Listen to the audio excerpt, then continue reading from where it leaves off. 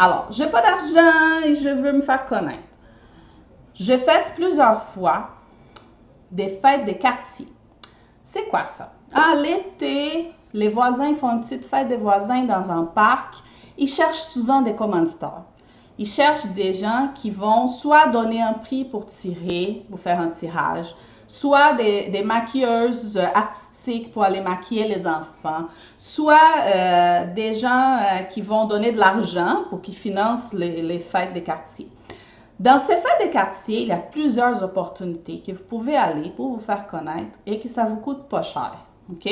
Alors, vous pouvez aller avec une petite publicité de vous, que ce soit un papier imprimé chez vous, là, pas besoin de dépenser avec des affiches chères pour tout de suite. Là. On fait de l'argent avant de dépenser. Moi, ce que j'ai fait souvent, c'est des cadres photos.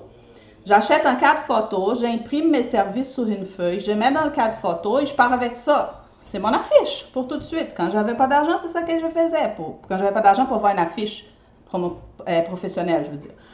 Alors, on fait une petite publicité de ce qu'on offre comme service. On imprime ça chez nous, on met dans un cadre photo qu'on a chez nous et on part avec ça. Et là, qu'est-ce qu'on va faire dans cette fête? Il y a plusieurs options. On peut dire, écoute, je vais donner des bonbons aux enfants. Donc là, vous partez avec un panier de bonbons.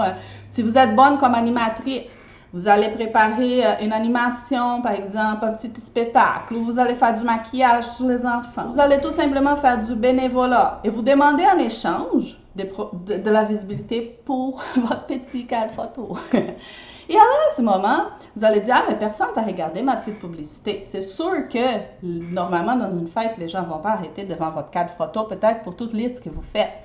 Mais, ils vont vous parler. Et là, c'est le temps de parler aux gens. C'est le temps de vous faire connaître. Et c'est le temps de créer des liens. Parce que je vous dis que, pensez avec moi.